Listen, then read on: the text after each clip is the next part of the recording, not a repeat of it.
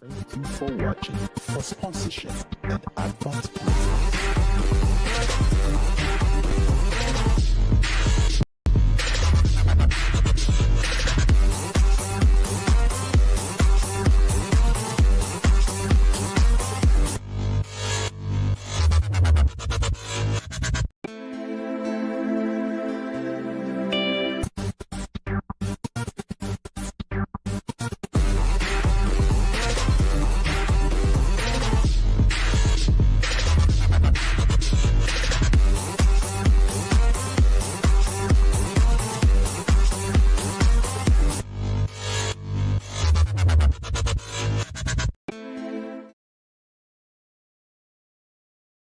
Orbit. My name is Afa Acho.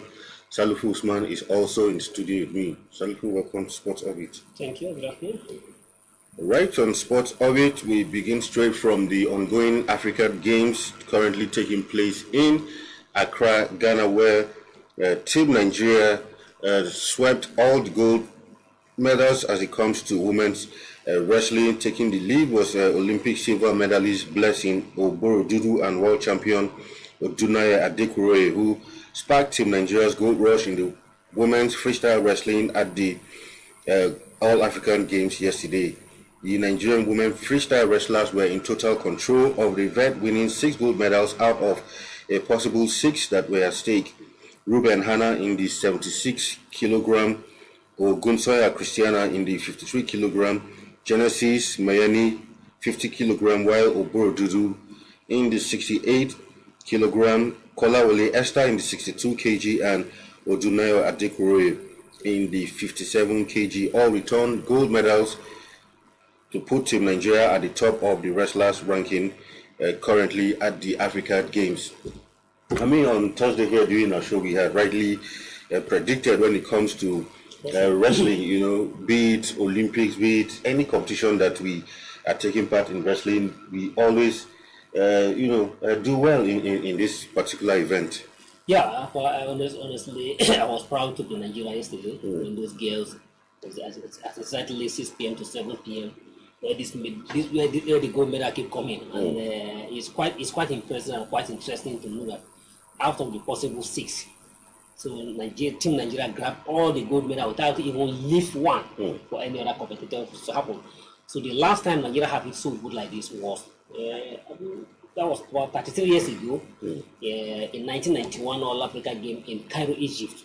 Well, then it was their main counterpart when the main counterpart swept all the 6 gold medal, all the 6 gold medal at stake within the event. And so after 33 years, the women teams repeated that same feat, winning all the 6 gold medal at stake. And in fact, I congratulations to these ladies for being Nigeria proud. And most importantly, my most commendations and congratulations goes to the president of the Wrestling Association, in person of the Dr. Daniel Igali, who has been very, very, very supportive.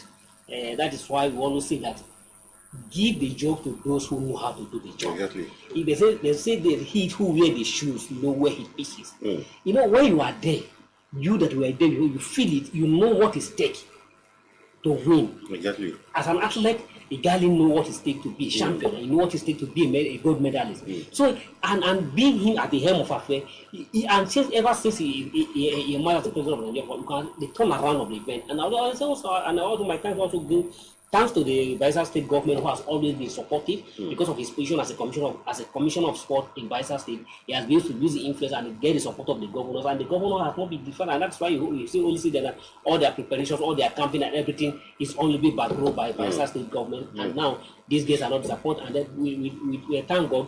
We just hear that even their main counterpart will be in action today. And we hope that the main counterpart will be able to replicate the same feat.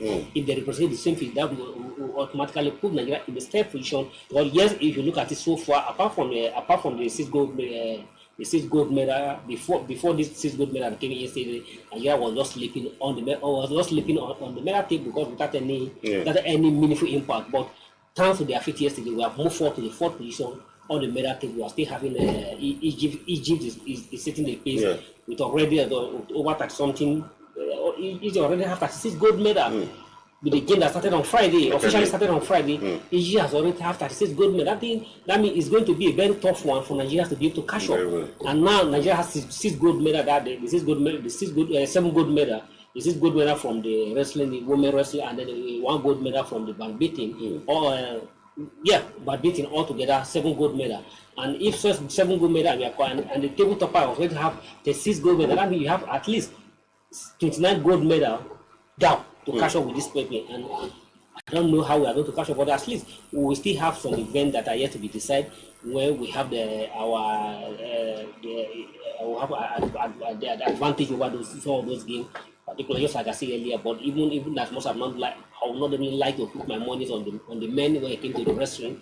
But sometimes they always disappoint me in recent time. But we hope that they'll be able to, at least even if they can be able to get on some medals, some 2 or 3 gold medals, even though they don't even get the total 6, if they can't sweep the medal the way their Mayfu did, but at least they should be able to give us 3 or 2 gold medals from the Mayfu one. And at the same time, when we get to the weightlifting, that's another event. I'm looking at the event that will be likely good. They have a harvest of gold medal. It's weightlifting and athletic and some other events. But obviously, the Egypt has already give us a very high gap, a very big gap that we need to catch up.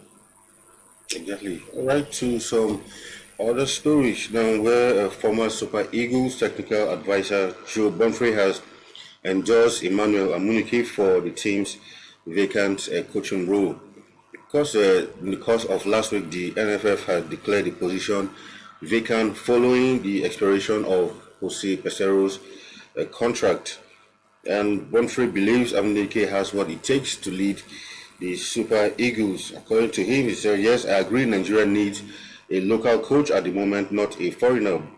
But the country will have everything to gain if they should appoint Emmanuel Amunike for the job. I know him very well. He has a strong mentality, the discipline and technical savvy to achieve results.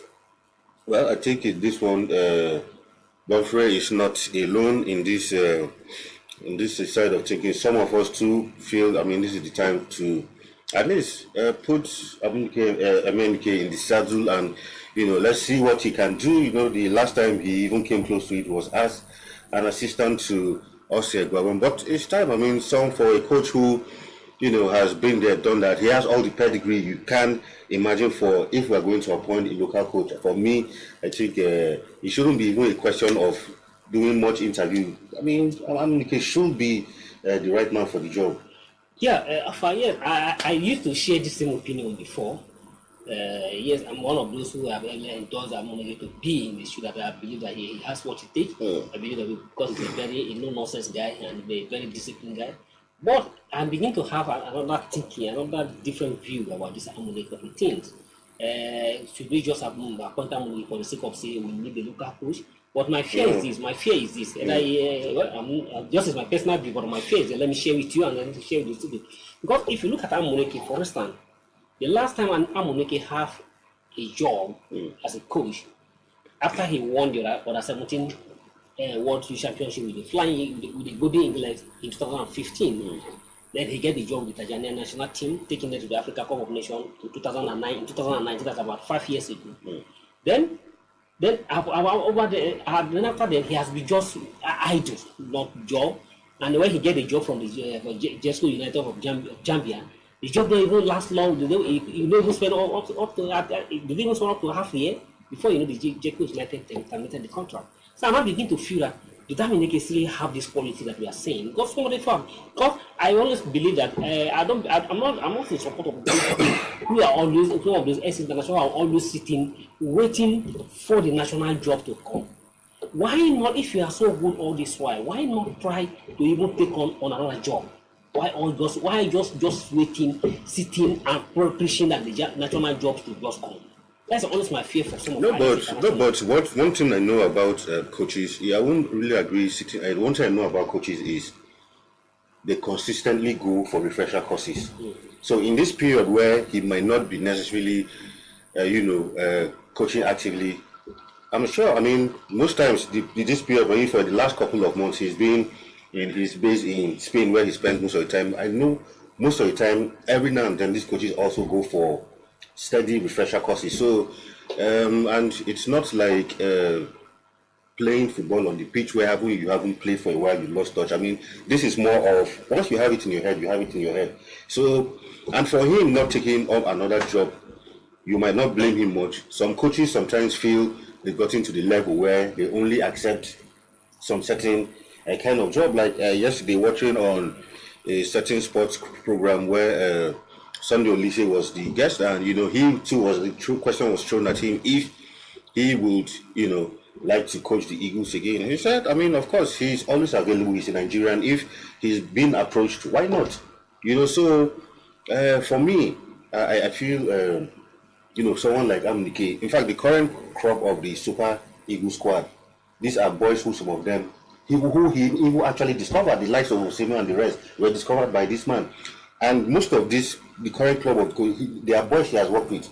Even the Iheanachos and the rest, he worked with them while he was assistant to Manu, who won the won the World Cup as an assistant coach, then won it as a Chico. So most of these boys are boys he understands well. So for me, I feel give him the opportunity. Even if it's 1 year, give him, maybe it's okay, qualify us for the next AFCON. If he doesn't meet up, you let him go. So I don't think there's any harm in, at least giving him the job to just try. like you said, there's no harm in giving a person opportunity to try and try him. But I'm just I expressed earlier that I stated the question: if you are just why just sitting all this while put your hands and waiting for the national job to come? And if the national job don't come, you just sitting remaining on jobless. So why not try a lot elsewhere? Or probably like for instance, like Finidi just came in, taking on a local coaching job.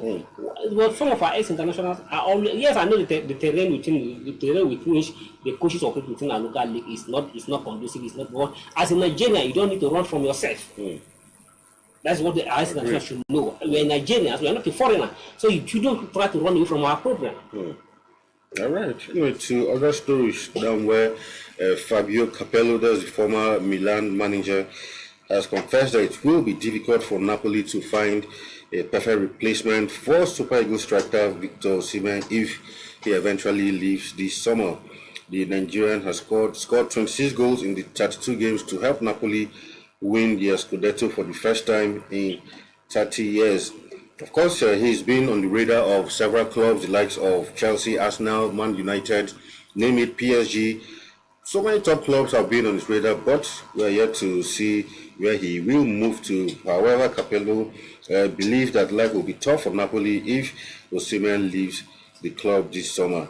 Well, I mean, it's something everyone knows. When you have a top striker like that, it's going to be difficult. You can say same for someone like Mbappe also, once he eventually leaves PSG this summer, we know PSG will be a very, very different team. It won't, that hype, that, fear factor they had, it won't be like that. Same for Napoli also. Yeah, and in the case of the PSG you mentioned, Mbappe mentioned, you can see how Eric tried to begin to try life after yes, exactly. And it backfired during the weekend where they were held to 2-2 So, but just like Capello said, that is the obvious truth, and I believe even the Napoli themselves are quite aware of this, that they're definitely going to meet the Nigerians, and that is why Osimhen could not leave last season.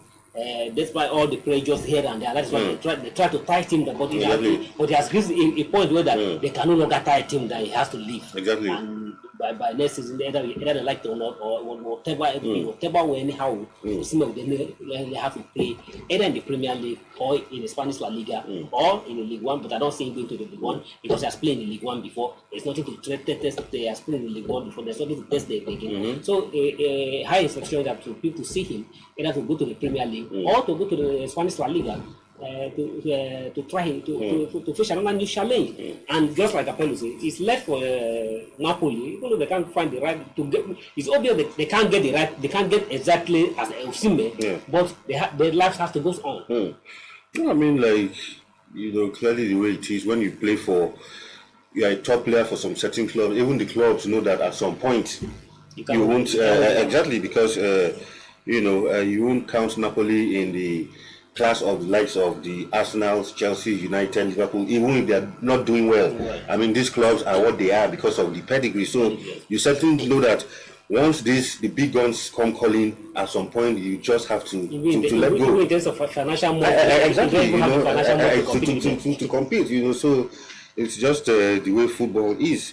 To some other matters now, that's talking about the All Africa Games, still where the of course, the Flying Eagles will, eye their first win against South Sudan.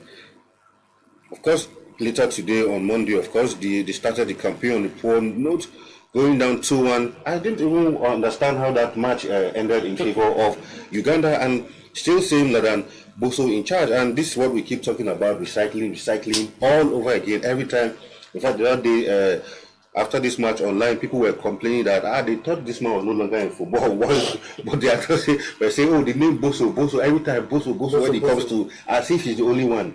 Boso was Fly Eagle coach in 2007. Exactly. Where he take the team to this same team to Canada World Cup 2007, and then almost 20 years later, you return the same man back to the same job he has coached. And if you look, I was a bit surprised. But although in a world they say there's nothing that is impossible, but in the game of football, and because of who we are and based on our pedigree, there are some certain that we believe that it shouldn't happen to us. Exactly. Because I can't imagine with the hundreds of stars we have at the Fly Eagles that just Uganda, not team like Senegal or not team like Ghana or Cameroon or even Morocco or Egypt. Just I'm not disrespecting Uganda. Just a team like Uganda that will come to beat a Fly Eagle 2-1. And if you look at the squad we have key notable players in that team. The like of Daniel Daga, a non-midfielder that the whole world is already looking out for. Then even Bami, the captain of the team, have shown a exceptional skill to. So unless Bami was even invited to the Super Eagle team, and then even Usman Abdullahi and several others of those teams that you can see. And these are the same squad he went to Egypt with, if you recall. And I don't know why Ladan Boso has to struggle against a team like Uganda. You have to lose this game against now. From where it is now, it appears that we may not progress to the round of to the semi-final. Because the next opener after this match is Senegal, and Senegal won their own first match against Morocco. Won their first match against Morocco. Now you have this thing to contend with. After if you beat Senegal, it assumes that.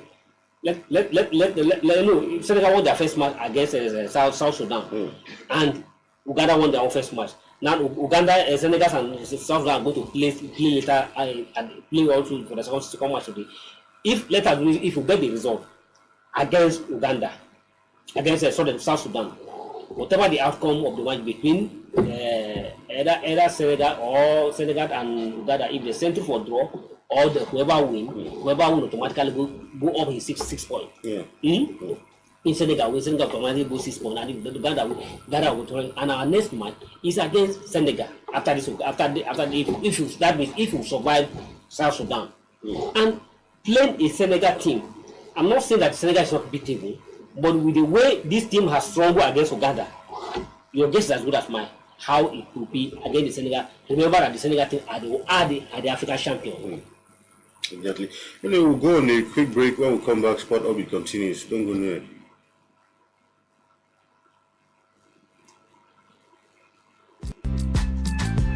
So last thing you tell us time.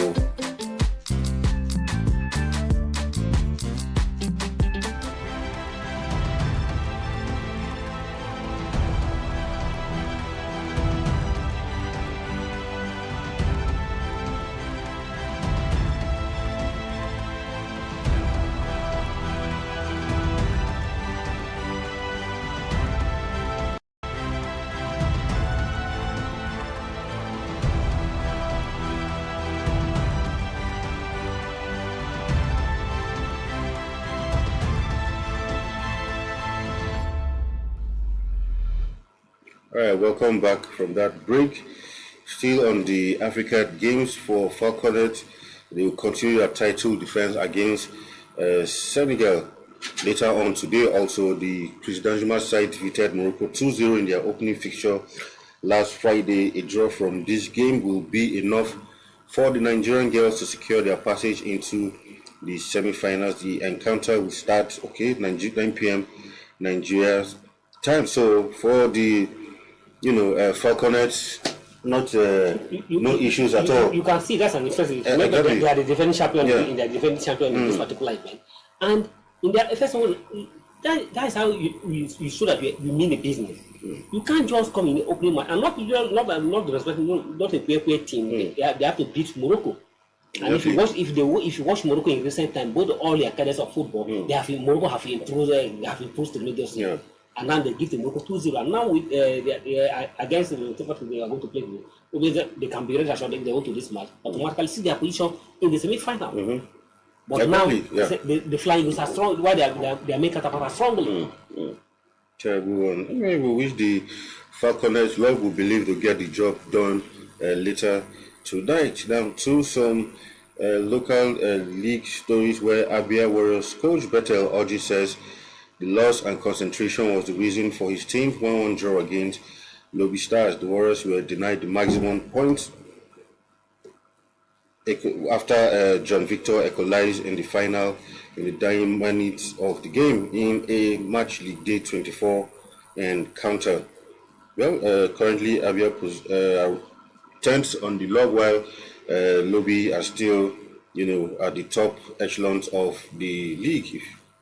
So, well, that's it's part of football. The coach, and I think it was an away game for. Yes, an away game for Lobby Stars. For Lobby Stars, who have been doing quite impressive. It clearly showed that they mean business, and let's hope that they can sustain this momentum. And then after a long time, winning the league title without a better and interesting one. Exactly. And I don't know if the producer can show the result of the. Yeah, of course.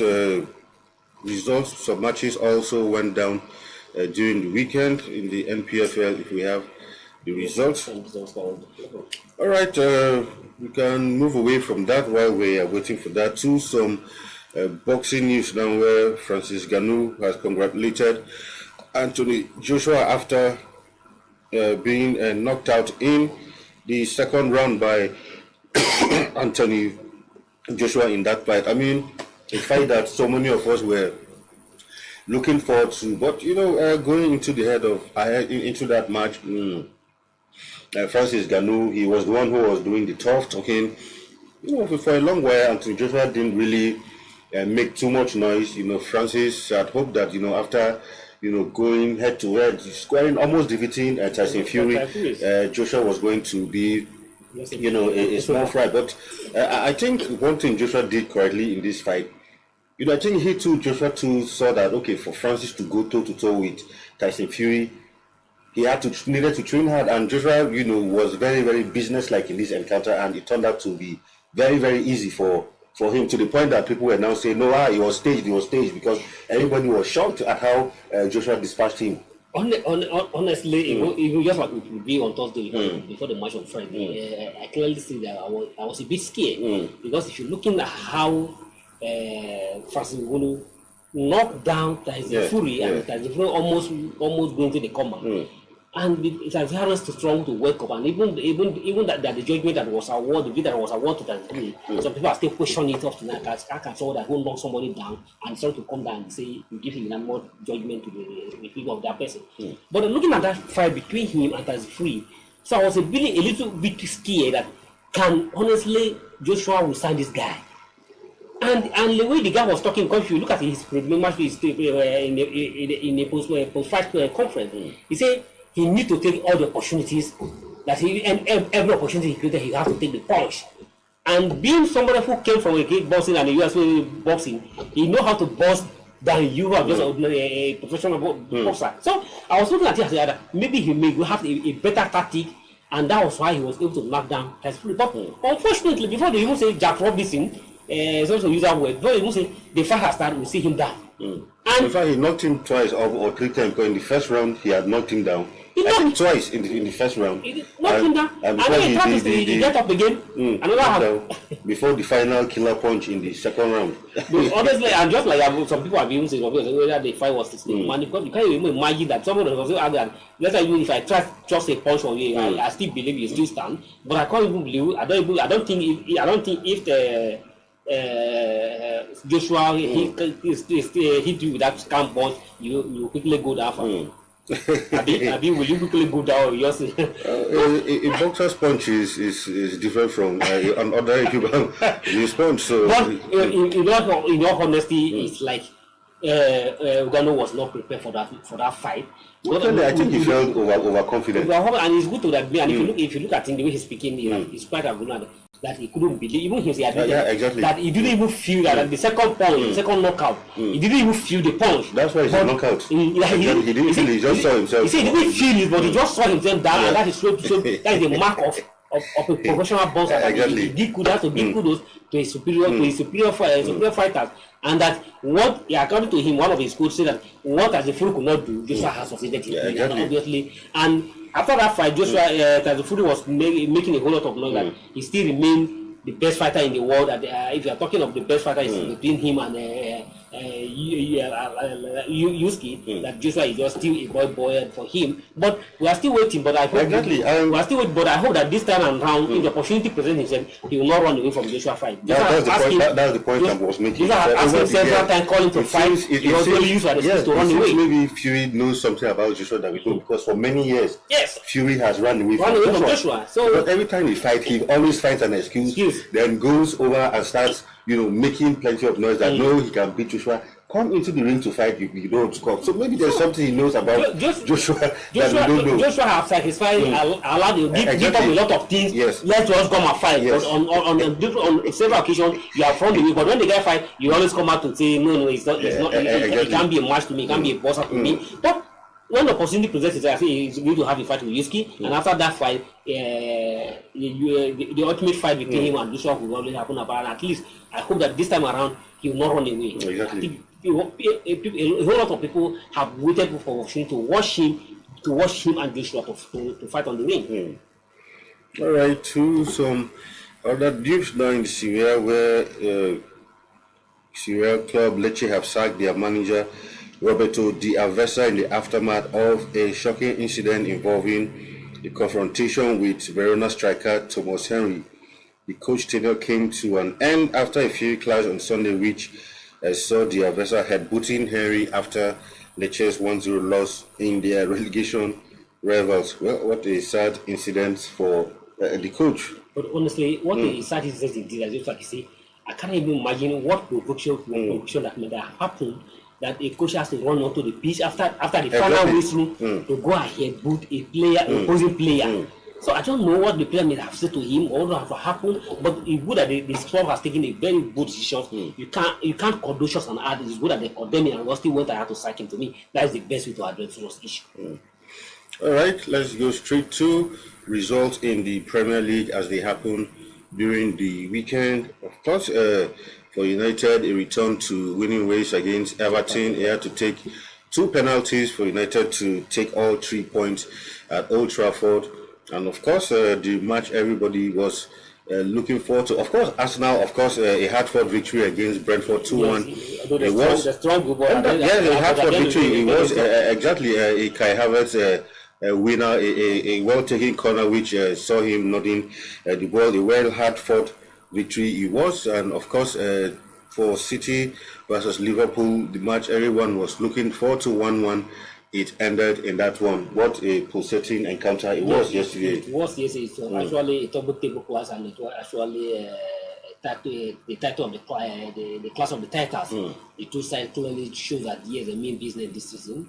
And why they cancelled themselves out it was an opportunity for Arsenal to remain top of those, still on the same point with Liverpool, but they enjoy a better goal difference ahead of Liverpool. So, and 1 point separated between them and Man City, which just mess on them on the log. So it clearly showed that the Premier League title this time around is still very difficult to predict who will be the likely winner and between these two teams. But obviously, it has really narrowed down between these two teams. Whom will be the likely winner between these two teams is here that I don't think anybody can bet on it for now. But it was a good show for the two Liverpool and Man City at the weekend, and he has to take a penalty for Liverpool to cancel out Man City early goal.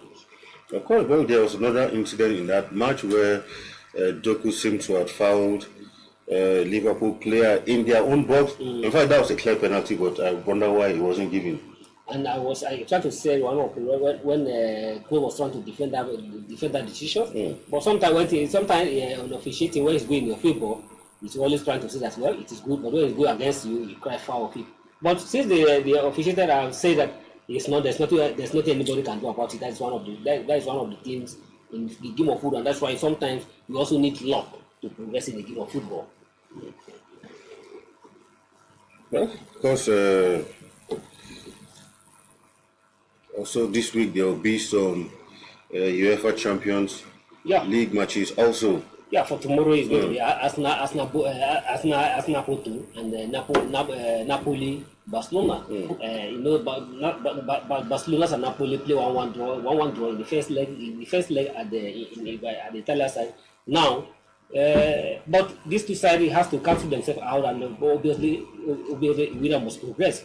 Now we already have four quarter-finalists in the person of Man City, Bayern Munich, PSGs, and those have already qualified. It clearly shows that yes, this year's Champions League is aimed for something, and now we are waiting for the last four quarterfinals between today's and to tomorrow. Napoli and Barcelona. Well, let's see who cancel each other out. 1-1 the first leg ended, and Arsenal managed to score 2 goals. Every match they have scored after they have only 4 or 6 or 5 goals. But I don't know how they are going to manage. But Arsenal has to survive this time around, because Arsenal has always been jinxed in the life of a very long time not to progress beyond the round of 16 in the Champions League.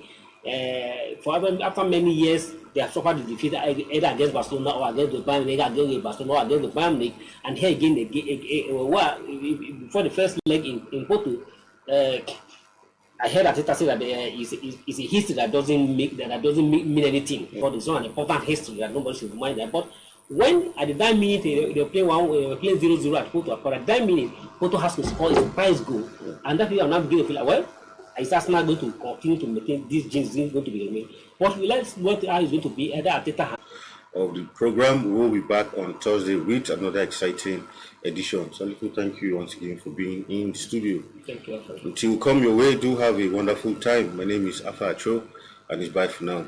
Thank you for watching. For sponsorship, please contact 080-3688-615.